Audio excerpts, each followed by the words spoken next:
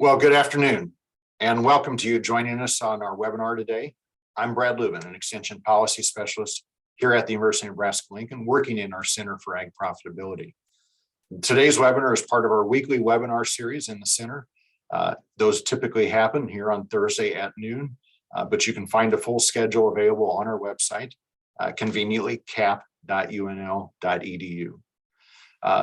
Today's focus is on farm income, farm programs, and the Ag Outlook. Fundamentally, we're talking about farm income supports that have been a substantial part of the bottom line over the past few years. Dramatic amounts of payments in 2020 in relief of COVID-19 and other pandemic concerns, but an outlook ahead that says maybe reduced payments and impacts on farm income to come. However, commodity price recovery in late 2020 and continued here into 2021 helped farm incomes grow as well, and we may be talking about record farm income levels for 2021. All of that still painting a picture of some uncertainty ahead. Joining us today for the webinar is Pat Westhoff. Pat's a good friend and colleague and director of the Food and Agricultural Policy Research Institute at the University of Missouri. Pat's also the Howard Cowden Professor of Ag and Applied Economics in the Missouri University Division of Applied and Social Sciences. But Pat brings his expertise working at FAPRI and brings a very good perspective on policy issues, Ag Outlook, and the role of some economic perspective here on the path ahead. So I've set it up so that Pat will have all the answers before the end of the hour, but I want to take the first opportunity here to share something of a current perspective on farm programs and farm income and what it means for some of the key Ag Outlook questions related to policy. So as the presentation notes, farm programs, farm income, and Ag Outlook, if we think about the issues that we're facing today, we could get a very long list of ag policy issues, some of the issues that I try and watch as a policy specialist here at Nebraska.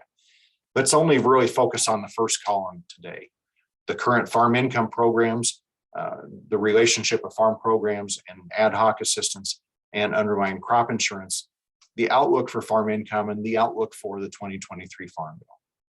As I said, there are many more policy issues on the horizon. We'll save those for another time. Some of them have been addressed before in other webinars that you can find in our archives.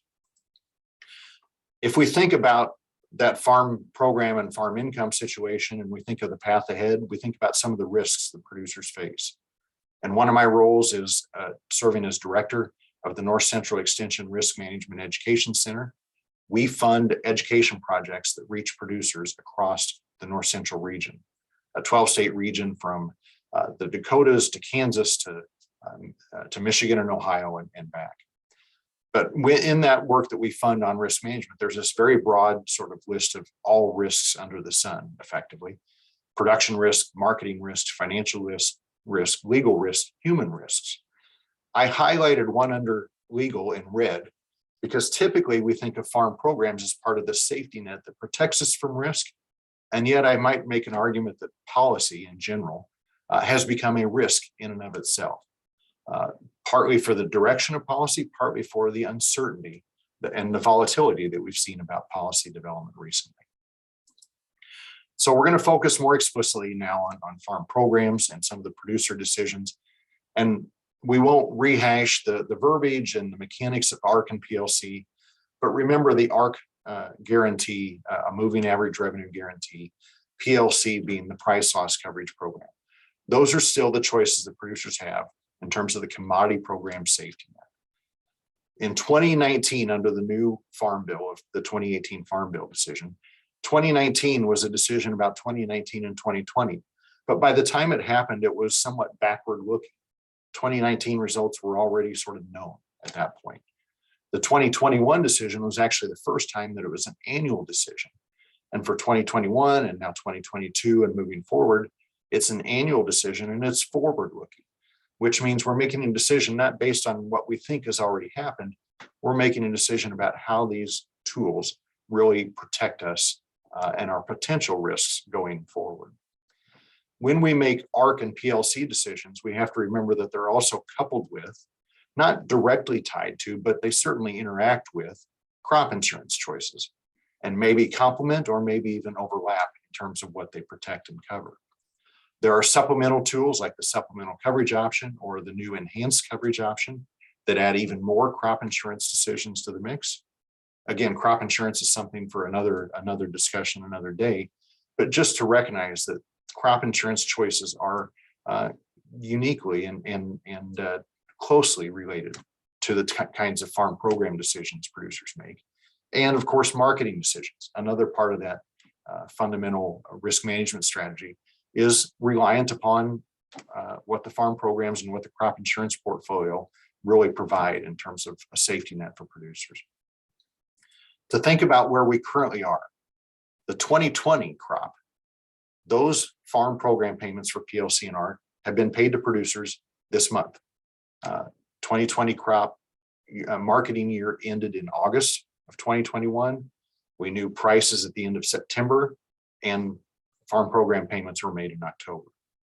And fundamentally speaking, except for wheat and some of the minor oil seeds and a few other pulse crops, et cetera, PLC payments are non-existent because market prices recovered substantially during 2020, and the national marketing year average price for the 2020 crop year ended up high enough that PLC payments disappeared. Wheat is still a 45-cent payment that was paid out to producers this month. And if I calculate the numbers closely, that's somewhere around $30 million of PLC payments to Nebraska producers for wheat.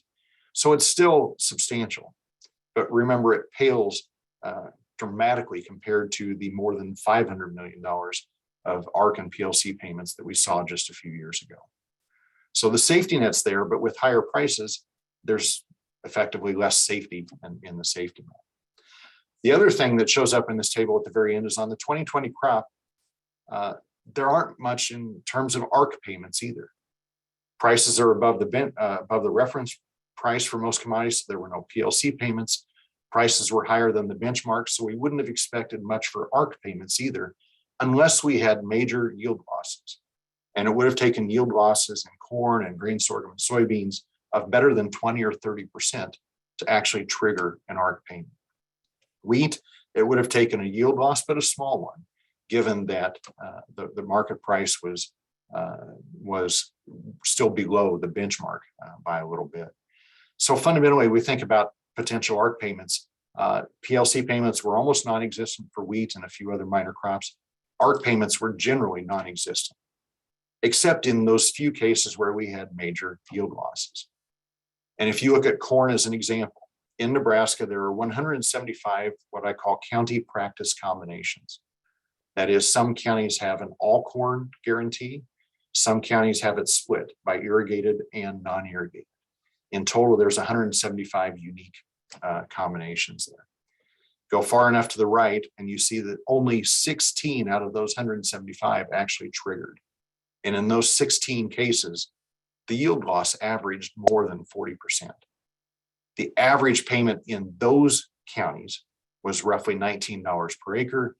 That meant when you average it across everything, it says it's an average of $244, but recognize that only a small fraction are actually getting an ARC payment.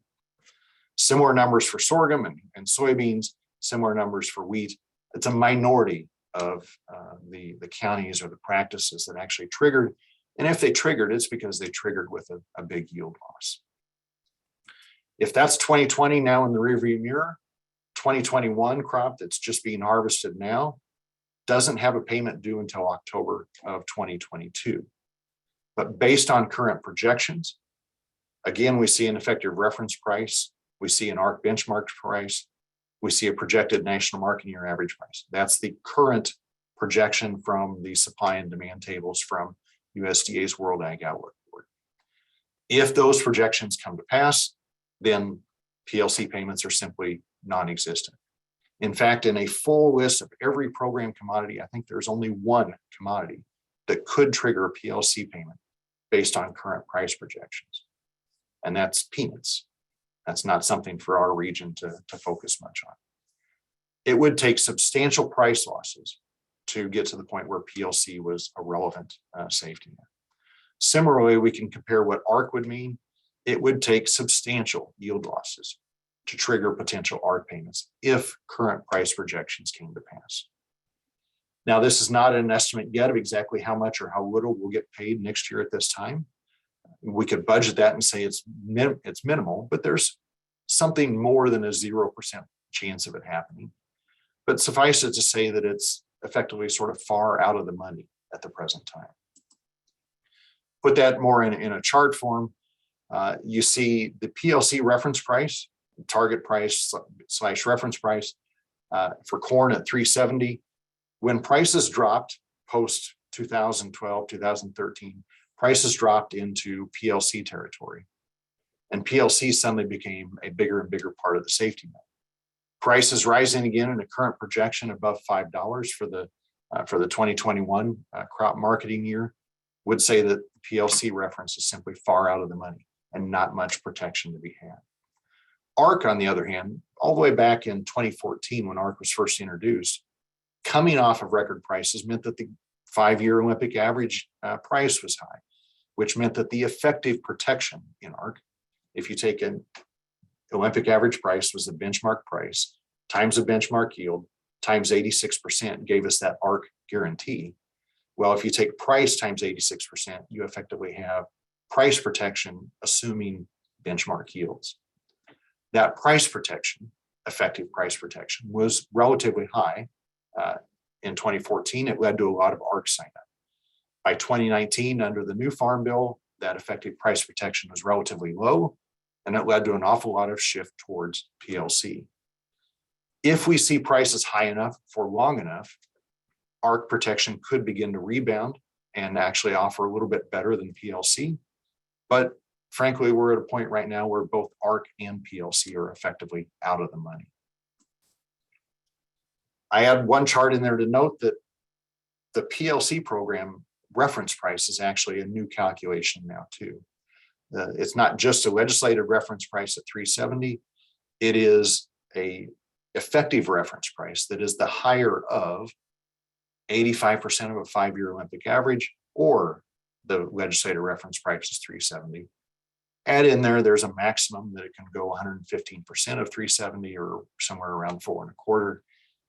But fundamentally, all of this to say there's potential, at least mathematically, that the PLC reference price, effective reference price, could grow. There's very little potential that it's going to grow before the end of this Farm Bill. Maybe the baseline for the next Farm Bill debate, this matters. Right now, effectively, we're living with the established reference price at 370. So ARC is somewhat out of the money. PLC is certainly out of the money where we're at now. That's also fundamentally true for soybeans. The ARC effective protection kicks in around $8. The PLC protection kicks in at $8.40. But if we're living at $10 or $12 soybeans, that's an awful lot of risk before the safety net would kick in. One more chart on soybeans would say that there is this effective reference price calculation on soybeans as well.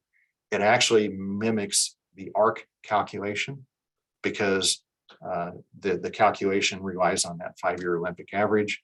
And as long as the soybean prices have remained above the reference, those two things end up calculating the same.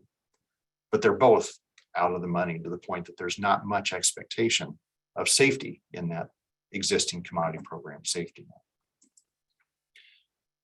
Now, all of that to say is producer decisions are complicated by not just the outlook for these farm programs, but also this broader portfolio of farm programs that I put up there in the green acronyms, crop insurance programs that I put up there in the black acronyms, and of course the marketing decisions beside it. It's a complicated tool, or it's a complicated portfolio. If I tried to compare them on a price basis, PLC is effectively for corn, for example, a 370 put. If you're making 2022 crop decisions at this point, and you're looking at futures that were trading at 528 earlier this week, at least, 370 is a deep out of the money put. There's protection, but only after a substantial risk of downside loss. ARC is similarly at current levels. ARC is a 318 put based on that benchmark price and 86% of that. neither of them are going to offer substantial protection from current risks below current projections. That brings up the importance of crop insurance tools like RP or RPHPE or the supplemental coverage option or the enhanced coverage option. Just a reminder that all of those matter more. And in a rising market, or at least a higher market, crop insurance ends up being more closely tied to current expectations than the commodity programs can be. That suggests that commodity programs have sort of disappeared from the radar, or at least they're a very small part of the calculation today. And yet when we look at government payments, we are overwhelmed by the size of ad hoc or supplemental payments received in the last few years. In 18 and 19, it was trade assistance that rolled over into 2020, and in 2020, it became COVID assistance. But we talk about billions of dollars in emergency or ad hoc relief that swamped, overwhelmed the size of payments that we were receiving comparably through the commodity program. 2020 is the record year there for $46 billion of government payments. About $4 billion of that is conservation, the green bars. About $7 billion of that is from the existing commodity program, but overwhelmingly it's from ad hoc assistance. The 2021 bar is also shown there, and it shows a substantial decline, even if there is still approximately $20 billion of projected ad hoc payments to come. That translates into a farm income projection. The 2020 number showed higher farm income over 19, over 18, 17, and 16. But 2020 was certainly buffered by sizable farm program payments, ad hoc payments. 2020 shows like it could be a record year or a near record year nationally, and it's because of market rebound. Government payments are still substantial, but they're projected to be declining. It's market income that has really driven the rebound here for 2021. At the Nebraska level, those numbers suggest we could even be looking at record farm income in Nebraska for 2021.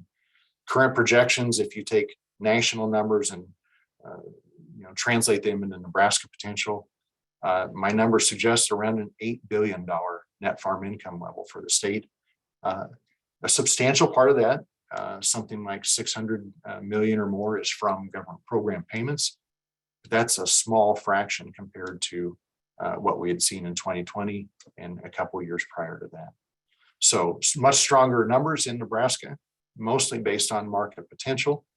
This is not yet a discussion of 2022 and concern about rising expenses and so forth, but fundamentally a very strong year for 2021 projected. If I look more explicitly at government payments for 2021, those combined program payments are pretty small, almost non-existent. I mentioned maybe 30 million in wheat PLC payments, maybe 40 or 50 million total by the time you add all commodities and PLC and ARC together. Most of the payment in 2021 is still ad hoc and supplemental. That's some standing disaster assistance. That's an extension of the WIP plus disaster assistance programs. And it's the continued rollout and payout into 2021 of the CFAP program or the pandemic assistance program payments that have been rolled out this year. So substantial payments yet in 2021. 2022, we could be weaning off even further from that. Now, with that kind of situation where ad hoc support has overwhelmed underlying legislated, authorized program support, that translates into a potential serious question for what's ahead for farm policy. The 2023 Farm Bill, higher prices translate into lower projected spending. That translates into a lower baseline, a budget baseline that's used to establish the spending levels and the opportunities with the next farm legislation. Now, higher prices and lower spending is a good thing, but it also means lower baseline, which either constrains the kinds of policy choices that can be made, or maybe even sort of protects the status quo, because there's very little that might be changed given the prices. Ad hoc spending has overwhelmed commodity programs, but ad hoc spending generally doesn't have a baseline that can be tapped for future spending. unless Congress decides to put additional funding into the program. Crop insurance baseline has been generally maintained. It rises with rising prices. It's the biggest component of the safety net and could be not only the biggest priority to protect, but also arguably the biggest target for some potential dollars if it's a fight over dollars to come. And of course, that sets up the debate to say there's lots of other issues on the horizon, even within the Farm Bill. We see current attention to food assistance and food security amid the pandemic. That translates into more SNAP spending. That translates into a SNAP baseline for the next Farm Bill that could become an even bigger part of the total. That doesn't automatically mean a farm versus food debate, but certainly that priority and that sentiment is always close to the surface. We see in current infrastructure bill proposals, the Build Back Better Act as pushed by the Democratic side of the aisle right now in the House, that could include substantial new dollars for conservation if it comes to pass, if those provisions are maintained, et cetera. That may itself impact some of the potential direction ahead for the Farm Bill and the role of the conservation title. And then we have also seen through earlier legislation this year in the American Rescue Plan Act and some of the continued discussion to come, increased attention, merited attention to equity issues and the fate of socially disadvantaged farmers and ranchers. That itself becomes a budget priority or a budget item focus here to come. Now that just sets the stage for what could come. The real insight about what is, what can be played out, I hope to gather from our guest speaker and also from some of the discussion and the Q&A that could follow. So I want to introduce Pat Westhoff to the group as well. And I want to remind you as a user, if you have any questions, please, as we go along, post them in the chat box. We'll be watching that chat box and taking those questions, and we're happy to address them here at the end in the chat box or in the Q&A box as well, I believe. So please do those, and we'll be sure to address them in Q&A. But I eagerly I'll stop sharing my presentation and look forward to Pat's discussion of the broader ag outlook and policy outlook as well. Well, thanks a lot, Brad, and for a great introduction to things and for the opportunity to be with you all today. I'm going to share a few slides with you today. I want to make sure we leave time at the end for a good discussion, though, as well. So I'm going to talk briefly about the outlook for agricultural markets and farm income and some of the Farm Bill implications of all that. So that's my topics. So just in case you don't know who we are, again, I work with the Food and Ag Policy Research Institute, FAPRI, at the University of Missouri. We were founded back in the 1980s to provide objective analysis of issues related to agricultural markets and policies. We do a 10-year baseline projections for U.S. and global agricultural markets. We estimate the impacts of alternative scenarios, such as new farm legislation, trade agreements, what's the impact of COVID, what happens if there's technology change, et cetera. We provide this work to policymakers in DC, to international agencies around the world, and of course the public as best we can. Just to give you a flavor of some of what we do, baseline projections, we do a full baseline every March. So that one is a 10-year set of projections for major crop, livestock, and biofuel markets. We do estimates of farm income, government costs, consumer food prices, a lot more. These are not just point estimates, our best single guess, but rather we try to develop distributions of possible outcomes in the future, recognizing all the uncertainties that there are in agricultural markets. Then each summer, we know things have usually changed a lot between March and the summertime, so we come back and do an update to that. In August, typically, this year's report came out in early September based on the USDA August reports at that time, and the little table there is one from that report showing the corn supply and demand tables for the next 5 years. Those are only point estimates. We don't do the stochastic work in the summertime because it's too much work. To give you a flavor of the stochastic analysis, here's a couple of charts showing distributions of corn and soybean prices and yields for 2022 from the numbers we did back in March. So at that time, if I recall correctly, our average corn price was just shy of $4 a bushel we're projecting for the crop we'll harvest next fall, a year from now. But you can see a wide variation of outcomes, a handful of outcomes with prices as high as $7 a bushel, a handful of ones that you don't want to see, of course, the prices in even the low $2 range. Now, again, those extreme examples are very unlikely. The vast majority of the outcomes are kind of clustered there in the $3 to $5 range, depending on what the yields are.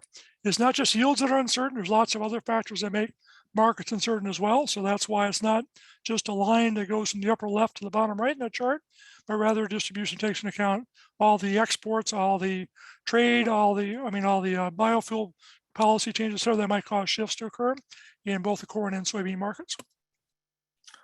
In terms of policy analysis, again, I could throw a lot at you. Here's one we used for a presentation this summer in a post-conference workshop that Brad was actually part of in Austin, Texas this summer. So we took our solutions for the year 2022 and sorted them based on what the average net returns were on a national basis for corn producers, and then layered on top of that the various types of farm policies that we have. So blue line is just again left to right, the lowest possible outcomes for market net returns. That's before accounting for land costs. So that would be actually a negative return at the lowest segment once you take into account land. To the best possible world, we get both high prices and high yields that cause very high levels of returns.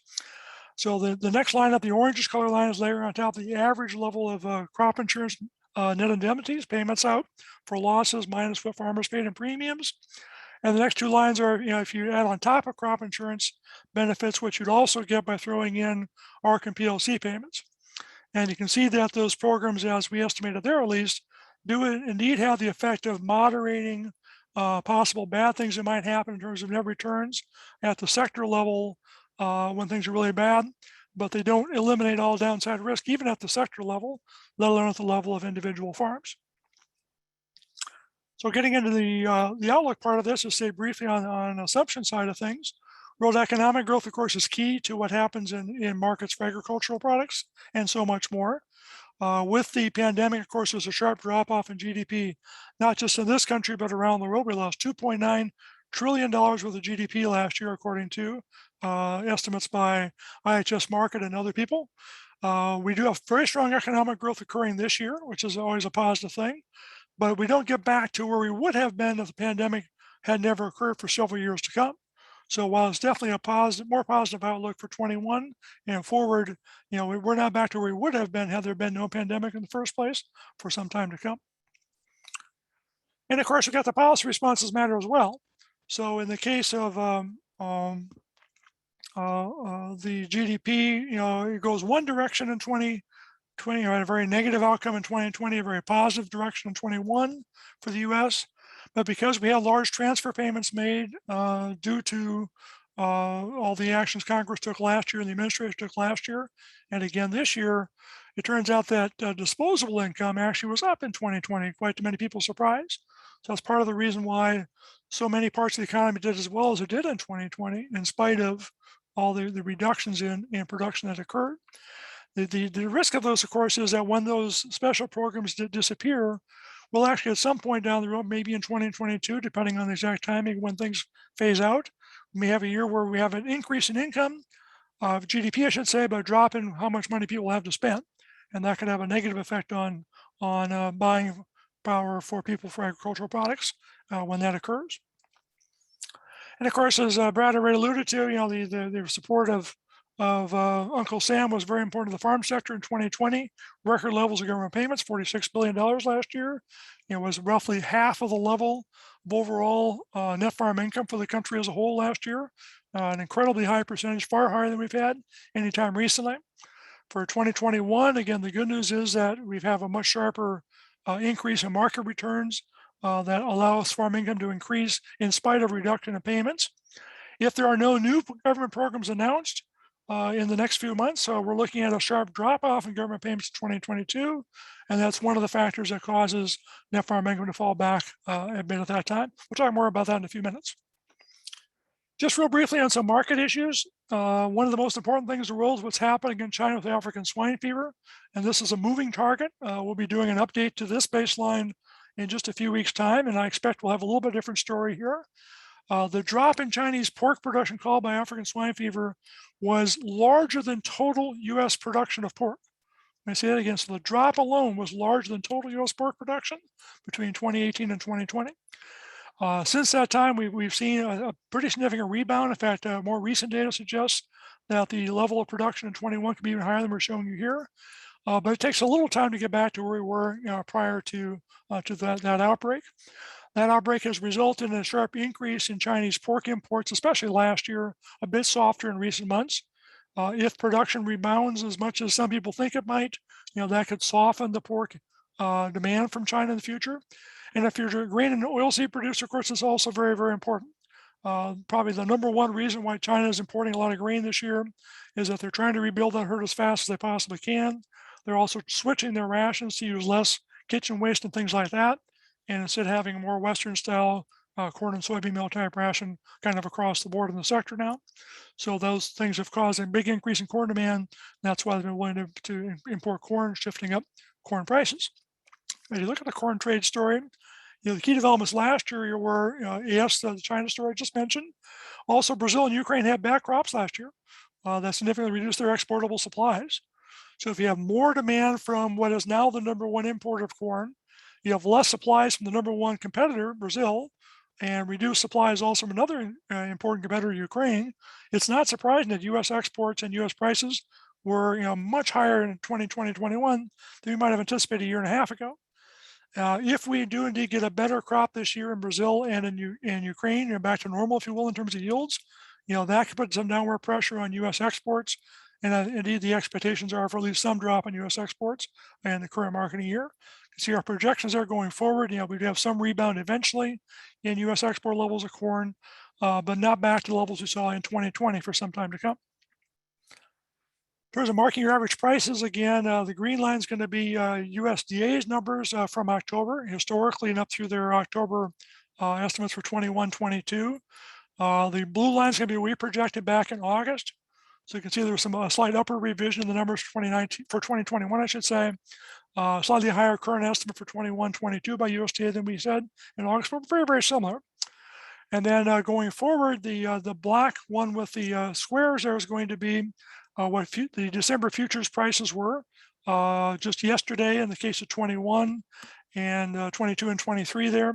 And the blue lines are projections for the next couple of years. So you can see that futures market, and we both project a slight decline in corn prices for the next marketing year, for 22-23 marketing year, but we're a bit sharper decline than that's currently in the futures market as of yesterday at least.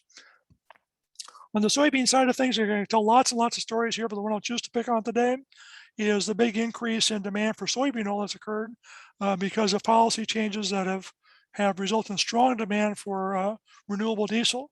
So lots of new capacity being built. If all that capacity were actually built, we'd have incredibly strong demand for soybean oil for some time to come, and we'd be talking about even higher prices for soybean oil than I'm showing you here on this chart. So it's been a very strong divergence of the stories from what we've had in the past, where the mix of meal and oil and the value of soybeans was, strongly soybean meal. Going forward, yes, meal still is the larger share of the value, but not by much, as the soybean oil share of the soybean value has gone up dramatically with this demand for renewable diesel. So looking forward on prices here again, our August numbers were probably a bit too optimistic for 21-22, partly because this year's crop has gotten bigger over the course of the last several months. Going forward, again, a slight decline projected for 22-23, but still prices for both corn and soybeans above the pre-pandemic levels for several years to come. On the farm income side of things, again, as we alluded to already, the sharply higher prices for most of the major crops has resulted in a sharp increase in crop cash receipts this calendar year, and expected to stay higher than the pre-21 levels as far as our projections go out into the future. Maybe not quite as high as they are in 21-22 after that, but still very high by historical standards, with corn and soybeans alone accounting for more than half of total crop receipts for the country as a whole, which is a pretty amazing thing in and of itself. On the livestock side of things, also an increase in 21, but not as sharp as it was in the case of the crop side. The cattle picture, of course, is mixed, where you do have a bit better prices this year than last year, but still not as high as cattle producers might like. Very strong story this year on the hog side of things, and some recovery in some other markets as well on the livestock side. Probably the big question mark, and again, if we were doing this again today, we might have a little bit different story, is just how much production expenses are increasing and might increase in the future. So as you can see from this chart, we already had built in a pretty significant increase in production expenses in 2021. When I look at more recent stories about where fertilizer prices have gone the last few weeks and some of the concerns people have about even about availability, let alone the price of fertilizer going forward, I said this is probably my number one risk I'd say facing the market today is just how high production expenses might go and how much that might crimp what is otherwise a relatively positive farm income outlook. So here's our overall story for net farm income, going back to 2006 in both nominal and real terms for the U.S. as a whole. As Brad alluded to, 2021 being a year of maybe not record, but not far from record levels of net farm income in our projections and in USDA projections. We're just very slightly above USDA's figures for the current year. But then dropping back again in 22 and beyond. And one of the reasons why it drops back in 2022 is the right-hand chart showing government payments. Now, the right-hand chart does not include some new things that have happened since that was done in August that might result in a bit more payments in 21 and especially in 2022, but certainly not anything like the levels of payments we've seen the last 3 years. We do this sort of thing at the state level already in the case of Missouri. So here's our projections for Missouri farm income. And Brad's already done work on his side, trying to make a best estimate of what things might look like for 2021 for Nebraska. We're hoping to work with him and others to develop a tool that can be used to look even farther in the future for Nebraska farm income, as well as work with people elsewhere for other states. A couple more things to wrap up with quickly here. Rental rates and land and real estate values. Of course, there's probably strong pressure, upward pressure right now on both rental rates and land values. I expect to see a significant increase in cropland rental rates in 2022 after only a modest increase in 2021. Farm real estate values likewise heading up, have been heading up, probably will head up again in 2022. You note though that we're showing a less optimistic story after 2022.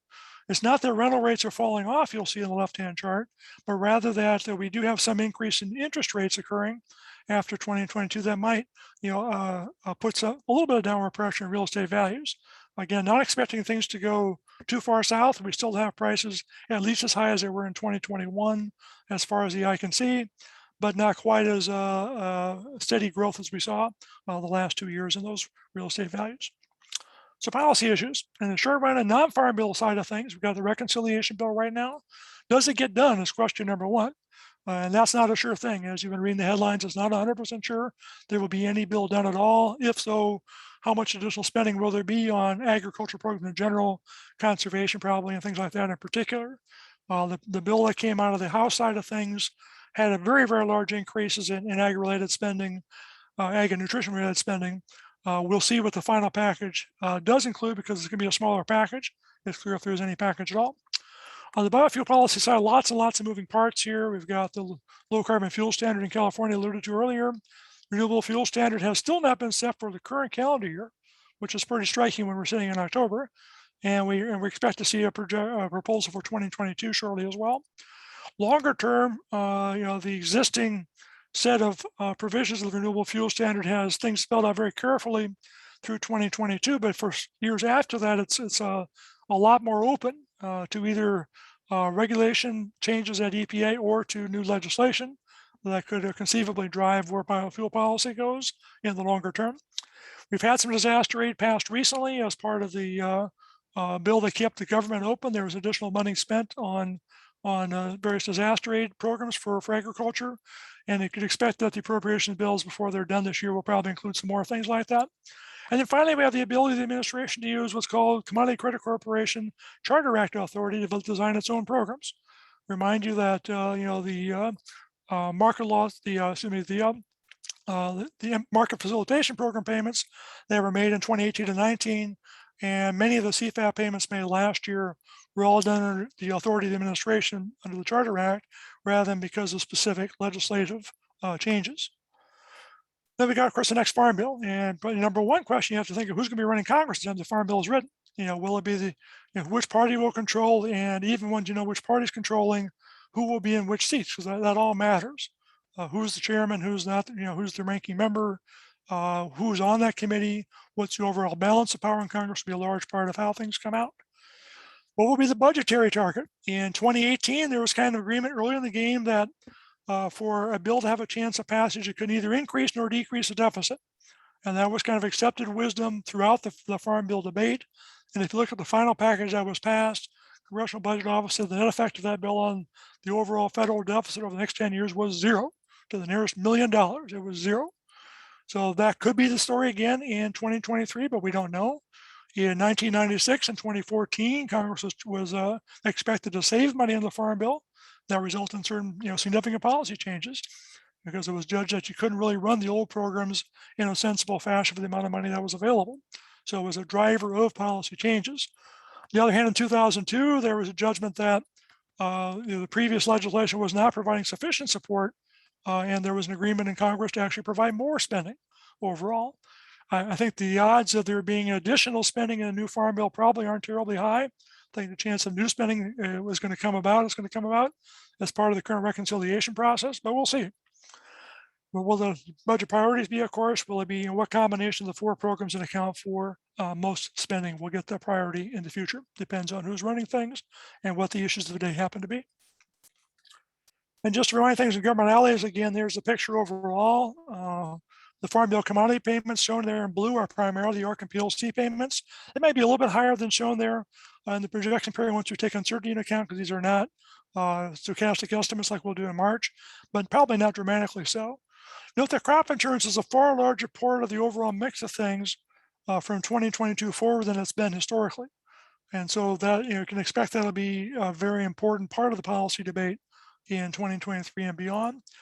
Conservation programs may or may not get a boost in spending as part of the current reconciliation process. And of course, there's always the possibility of new ad hoc spending. The 22 numbers, for example, there are too low. I can tell you for sure right now because of legislation that was passed after these projections were prepared. So the last 2 years have provided lots of reminders of how variable and how uncertain ag markets can be. We know we're always have weather. We're always going to have questions about the overall macroeconomy. We quite often have problems with both human and animal diseases that affect the overall patterns of the market in any given year. But the longer term, we got some other concerns as well. As Brad said earlier, policies can both help us to mitigate the effects of variability in agricultural markets, or they can be a source of variability themselves and uncertainty themselves. We got that current debate on the reconciliation package I mentioned already. Annual appropriations bills may or may not provide additional spending or put limitations on spending. Administration can do its own things using CCC authority. We can always have more trade disputes or more trade agreements. We have biofuel policy choice to be made. Lots of things can change just by decisions made by this or in a future administration. And of course, we have the next Farm Bill debate. On the other hand, we've also got technology and consumer trends. If you think in the 5, 10, 15 years down the road, how important will electric cars be? Will meat substitutes still be a niche market? Or are they going to be an important way of displacing demand for meat in this country? Those have huge impacts on agricultural markets 5, 10, 15 years down the road. Probably not so important in 21 or 22, but could be hugely important farther down the road. And climate change, likewise, has already had some impacts on agricultural markets here and around the world, and lots more potential in front of us. Nothing else, the good news for us here at FAPRI is it means there's plenty to keep us busy as far as we want to keep busy. So with that, there's an old picture, I have to confess, of our crew here at the University of Missouri. Several people have departed since this picture was taken a couple of years ago. The far left-hand side of that picture, for example, is Scott Gerlt, who's now the chief economist with the American Soybean Association. And standing in the front row to Scott's left is Seth Meyer, who's now USDA's chief economist. So we still try to do our work here as best we can with the gang we got. We got a good group, and I look forward to your questions. Thanks a lot.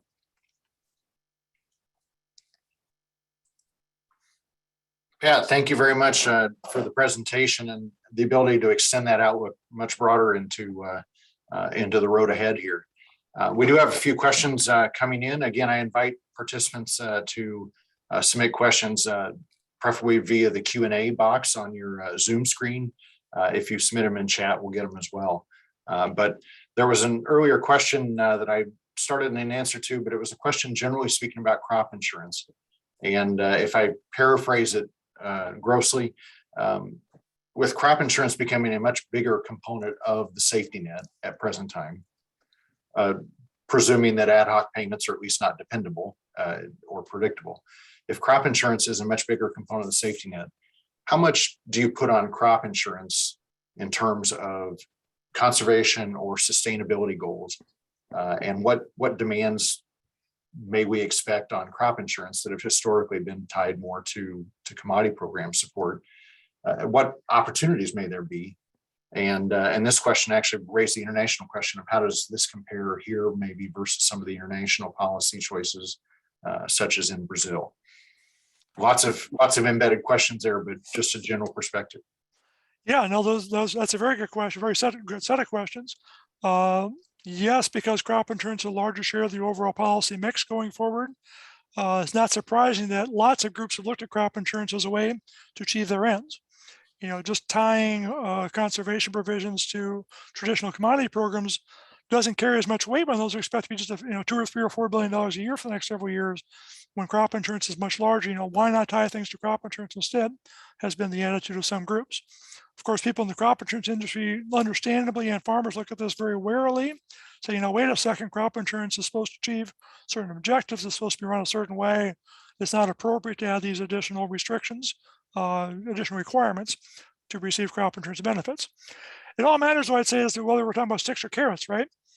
So if it's something where you have to do something more to get crop insurance benefits, that's obviously something that farmers will tend to look on very favorably. But on the other hand, you have ways to get reduced costs of your coverage. For example, the types of subsidies were provided this past year for folks who are doing cover crops. That sort of thing is what people are talking about. Then this might not be the sort of thing that has the same level of concern in people's minds, in some people's minds. I do think that these debates are not over. We're going to keep arguing about this probably for some time to come, especially if, again, the current mix is expected to be, as we show it, where crop insurance is a dominant factor going forward. Yes, other countries have these same sorts of things. European Union has policies that probably have a lot more strict requirements on the conservation side just to receive ordinary farm program benefits than we have in this country. And the debate there, in fact, has gone to the point where it would be very difficult to sell policies in Europe today if they weren't seen as having, at worst, a neutral and preferably a positive effect on the environment. The general public support for those policies would dry up pretty quickly these days if they were perceived as being very detrimental to the environment in general. Pat, another question that has come in actually references back to your corn market slide, and I think you mentioned returns versus returns including land, but the question was specifically whether that corn market outcomes by net returns included land ownership costs and so forth. Right. If you want to share the slide again, please do, but otherwise talk through it. Yeah, I think I can just talk through it probably just easily. Yeah, so just be very clear about that. We define our variable cost to be equal to USDA's operating expenses, which counts, fuel, fertilizer, seed, things like that, but does not include land, nor does it include purchased machinery. So it's not meant to be an overall measure of a farm's profitability. But it's a useful way of comparing a couple of different crops at the same time. So if your net returns over variable expenses for corn and soybeans are roughly the same, that's a good indicator that you got a reasonable mix of acreage in the future. So we look at that as an indicator. Yes, once you take off the cost of land and the cost of machinery purchases, the lower parts of the distribution mean you have negative returns once you take that into account. So so be very clear about that. Yeah. So it is sort of well-defined. It's return over variable costs effectively is what that measure is, right? That's right. And obviously different producers with different structures, owned versus rented, et cetera. You bet. Fairly different, but they see the same return over variable cost. Right, and that's one of the reasons why we do it that way, because you're right, because if you're a landowner, own all the land that you operate, your overall bottom line may look very different than somebody who's renting everything that they operate and paying a high rental value, or someone who's just recently purchased it and has a high mortgage on that land. You bet, Pat. Another question is spending on the current farm bill. How does it compare to the baseline that we had when the farm bill was passed? And then let's talk a little bit more about baseline going forward. Sure. So again, depends on your point of comparison, right? So if you're just looking at the overall level of spending, it's been a lot more than expected because of all the ad hoc programs that were passed. Take the ad hoc programs out of the mix, on the other hand, We've had less spending than was anticipated when the 2014 bill was passed. The 2018 bill, we don't know yet. We only got really 1 year under our belt at this point. PLC spending was actually relatively high that first year because in 2019 we had pretty high PLC payments that were made last year. Going forward, we expect that level of spending to be less than was projected back when the 2018 bill was passed. On the crop insurance side of things, so far we've had an average loss ratio of quite a bit less than 1. The value of indemnity payments to producers has been less than total premiums, even counting the subsidies for several years, or for most recent years, except for 2019. And so that means spending on crop insurance has been a bit less than anticipated. If you think about it, coming back to Brad's point about the next farm bill, it's a two-sided coin. If you like current programs and don't want to see major changes in them, having a low baseline can actually sometimes be a good thing because there's not money to take, money to steal from those programs to shift it to something else. It's not easy to redesign a program that people will see as beneficial if you have a very low baseline to start from. On the other hand, if you were interested in making a policy change that might be seen as beneficial to folks, the more money you have to spend, the better, right? You can design a better program that way, and that's one of the many challenges. So if you think about where things are likely to sit when the next farm bill debate is happening, if we're anywhere close to being right, there'll be a lot more money in the crop insurance baseline than there'll be in the ARC and PLC baseline. So if you wanted to try to beef up ARC and PLC, for example, that might be hard to do because where would the money come from? It's not an easy way to redesign ARC and PLC to stay within a budgetary target but provide a higher level of support. So that money would have to come from somewhere else, and tell me where that's going to come from that someone's going to have a problem with where it's going to come from, unless there's an overall bigger pot to work with. And Pat, just to extend that further, your baseline analysis in the work done by FAPRI does show a baseline for ARC and PLC programs going forward, even though it shows this average price expectation that's above triggers. That's right. That's right. Remind us of the stochastic nature of these estimates, right? There's a That's reason right. both those things are true. That's exactly right. So if we knew that our best guess on prices was going to be exactly correct, then of course when we could actually give you to the nearest penny what spending might be on these programs. So we don't know what the price is going to be in reality, and because of the nature of the programs, suppose that we have an average corn price in our projections just a little bit over 370 a bushel, as it tends to be in our recent baselines. Yes, it's much higher than that right now, but if you go 2 or 3 years in the future, we're back around $4 again as our best guess to where prices might be. But because we know that there's much uncertainty, so while there's a strong probability that higher, there's always some possibility it could be lower. And so when it's below 370, there can be payments made. They can be very large payments. So we can actually have a significant average level of payments projected across stochastic outcomes once we take that uncertainty into account. If it weren't for that, we would show a near zero baseline for most of the major farm programs after 2022. And CBO does something fairly similar. They don't have all the bells and whistles we have in our system, but they also are trying to take into account the uncertainty of those markets in doing their projections. Yeah, so it's not a deterministic, it's not a set number and calculated exactly. It's probabilistic. Right. It's a reminder that all of our expectations, that's how you can say that even if the average price expectation is $4, there's also an average PLC payment expectation. Right. Well, mathematically, those aren't possible, but on expectations, they could be. Yeah, that's absolutely right. And if you think about your ARC PLC choice these days, as Brad showed very clearly, the average price that is defended by the ARC program is lower than the average price that's defended by the PLC program right now for both corn and soybeans. So if there were no uncertainty on yields and the only uncertainty were on price, then this would be an incredibly simple choice. Take PLC, period, exclamation point, you're done. However, there's also uncertainty in yields. And you think about not just how much is that uncertainty, it may vary across counties. And you think about, does that uncertainty in yields correlate or not correlate with your uncertainty in prices? So it gets to be a very complicated set of decisions by the time all is said and done. That's why we built tools. Other folks have built tools to try to make sense of this. But at the end of the day, it is always going to be a matter of uncertainty of risk. So while you're trying to mitigate certain risks, you've also unfortunately are adding some risks as well when you make your policy choice. Pat, one final question for us to address today, and it's a simple one. What's the outlook for the next 4 to 5 years for the general economy? Yeah, that's an which is easy one. just to say, Piece of yeah, cake. um, what sort of assumptions or general expectations may we start with? And Yeah. what sort of uncertainties are we worried and thinking about? Sure. I will start off by saying, I'm not a macroeconomist. I don't pretend to be a macroeconomist. We rely on IHS Markit, a private forecasting group, as our starting point for our analysis. They paint a relatively optimistic future for the next several years in the most recent set of numbers I've seen from them from a couple months ago, where we have relatively strong economic growth the next several years, where inflation remains relatively low after this year, and interest rates, yes, they increase, they don't increase dramatically. So that's, that's I wouldn't say it's a best case scenario, but certainly not an awful case scenario. I think my number one concern right now, a lot of other people's number one concern right now, is whether the inflation we're seeing today is temporary or whether it's going to continue for some time to come.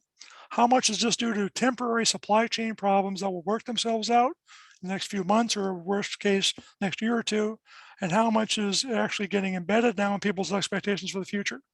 If we have a very different inflation environment, that has all sorts of implications up and down the road. And a related question, I guess, is related to employment in general. We haven't gone back to pre-pandemic levels of employment. In fact, we're still quite a ways from pre-pandemic levels of employment. Is that going to resolve itself once people feel more comfortable going back to the workplace?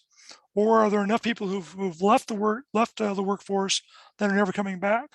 And I can point to a case in my very own family where my wife chose to retire last year, a bit earlier than she might have otherwise chosen to retire, and she ain't coming back, at least not to the paid workforce. She'd much rather take care of our two grandkids than she would return to paid work again. So some of those people who've left the workforce probably are not going to come back. Some of them might under the right circumstances. That makes a big difference. You bet, Pat. Thank you very much. As we close today's program, I want to thank Pat again personally. As he said, we're looking to do some work collaboratively here on farm income projections and the great work that FAPRI does, the important work that FAPRI does as it contributes to the national discussion on farm policy and farm income. We can translate that into Nebraska-specific analysis and insight as well. That's work that we look forward to doing over the coming months and years. But this work today, as we talk about, we want to draw to a close here as our hour approaches. But I want to thank you for participating today. Thank you for your interest in our continued efforts on our weekly webinar series with our Center for Ag Profitability. A reminder that today's webinar is recorded, and a recording will be posted on our website, cap.unl.edu. You can find that recording. You can find recordings of our previous webinars in our series. You can find the schedule for our upcoming webinars to register for as well. Specifically, we do hope that those that are interested, that you'll join us again next Thursday at noon. We'll have a webinar series on managing family and business relationships with conflict resolution and productive communication. That might be something that a few policymakers should take too, but we'll leave it for the public here to talk about family and business relationships and conflict resolution and productive communication. So with that, I thank you for your time today. As you depart, if you want to, please click the link here in the chat box. You can take a brief 3-question survey as you leave. That'll give us further insight on how this webinar went, as well as insight on what you would like to see us do in coming efforts as well. So thank you again for joining us, to those that are on with us, and thank you specifically to Pat for joining us and offering your insight and expertise with us today. Thanks a lot, everybody. Have a good afternoon.